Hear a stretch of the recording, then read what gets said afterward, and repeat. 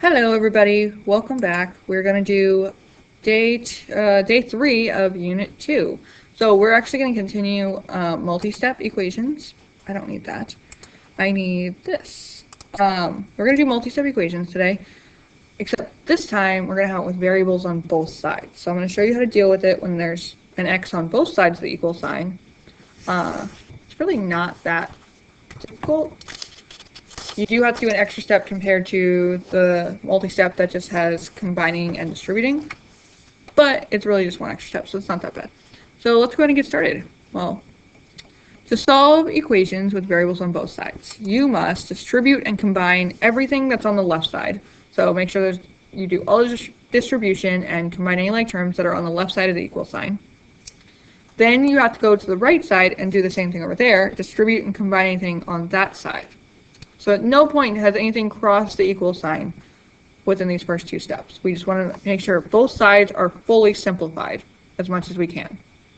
Then what we're going to do is we're actually going to move one of the variable terms to the other side using inverse operation. And I'll show you how that works in a second. And then the last thing, we're just going to use SATMAG to solve it. Because once we move that variable to the other side, it looks like a two-step equation and we can go ahead and solve. Okay? So, example 1. Solve the following equation. So we got 5a minus 8 equals a plus 8. Well, I look to the left. There's nothing to distribute here. I can't combine either of these terms, so that side's good. Over here, there's nothing to distribute, and I can't combine anything. So now I'm going straight to step 3. I'm going to move one of these variables, either a or 5a, to one side using its inverse property. Okay, now it does not matter which one you use. If you move the one that's on the right to the left, it'll always come out to be like a equals like the number. So you'll always have the variable on the left then. But it doesn't make a difference because we know that it means the same thing. So you kind of can pick and choose. This one, I'm going to show you though. So this one, I'm actually going to move this a. Oh, by the way, there's no distributing, no combining. I'm going to move this a. And the way that I do that is I actually look at the number in the front, okay? So this is a 1. I'm going to use the inverse operation, use inverse property basically, to undo this 1a. So the opposite of 1a would be negative 1a. So I'm going to subtract 1a from both sides. Okay, I just use the inverse term. And I subtract it from both sides, so it looks like this. Now on this side where the 1a was, the 1a minus 1a will cancel each other out. And over here, I just combine my like terms, 5a and minus 1a. So over here, it becomes 4a minus 8, and here the 1a's, they cancel out, so I'm just left with 8. Now it's just a two-step, and I go ahead and solve. So I'm going to add 8 to both sides, and the 8's cancel out here, so I'm just left with 4a, and over here, it equals 16. So I get 4a equals 16, divide both sides by 4, I get a equals 4. Where is it? There it is. Okay? And I don't know if I've shown you to check your answer. I think I've talked about it, but I don't think I showed you. So let me just show you right now. You can always check to make sure you're right when you're solving equations, because you can take what a is, that value, and plug it into the equation to make sure you're right. So I'm going to take 4. I'm going to plug it in for all the a's that I see. So 5 times 4 minus 8 is supposed to equal 4 plus 8. So I simplify both sides, and what I'm looking for is that they actually do show that they are equal, because if they come out to be a true statement where this does equal this, I know it's the right answer. So I'm going to simplify this. 5 times 4 gives me 20. Then over here, 20 minus 8 and 4 plus 8, I go ahead and simplify. They both equal 12. Because 12 does equal 12, and it is a true statement, I know that this is the correct answer then. So a does equal 4. Okay? You guys can always check your answer to make sure you're right. Example 2, same deal. Okay, so I've got variables on both sides. There's no distributing going on either side. There's no combining going on either side. So I'm just going to go ahead and move the variable. This time, I'm going to show you I can move the 7w from both sides.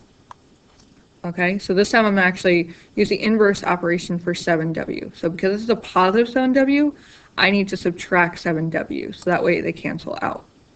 So I subtract 7w from both sides, 7w here and minus 7w here cancel out, leaving me just with 2.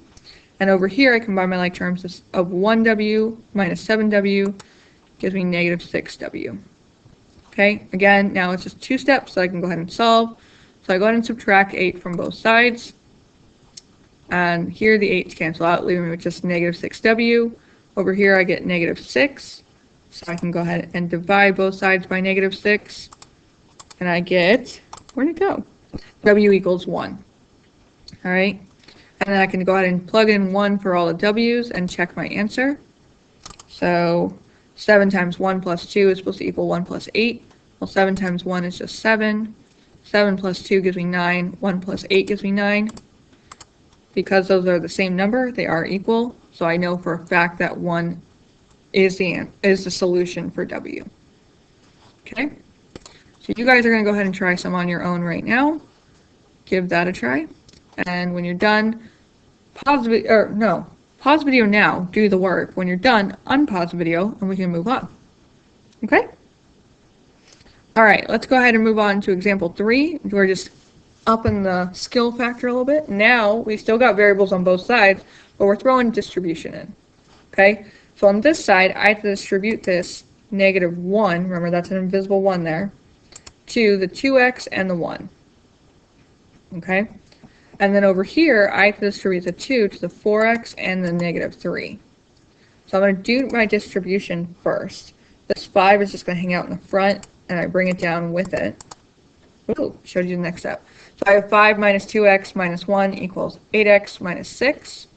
Now I can combine my like terms of 5 and minus 1, gives me 4. Now I can go ahead and move my variable terms. So this time I'm going to move the 8x. Okay, you could move the 2x if you want. Just remember that's a negative 2x, not a 2x. I'm going to undo this 8x though by subtracting 8x from both sides. That way they cancel out. So I'm left with negative 6 over here. And here I combine my negative 2x and my negative 8x, and they become negative 10x. Now it's just a 2-step. I can subtract 4 from both sides. I get negative 10x by itself over here because the 4's cancel out, and over here I get negative 10. Just divide by negative 10 then, so x equals 1. And again, I can check it by plugging it back in for the x's, and then I just go ahead and simplify. So 2 times 1 gives me 2, 4 times 1 gives me 4 here. Now I can do the 2 plus 1 and the 4 minus 3, and I get something. 5 minus 3 equals 2 times 1. Do the multiplication of 2 times 1, and you can also do the subtraction in the same step if you want. So you get 2 equals 2, which is true, so that is my solution.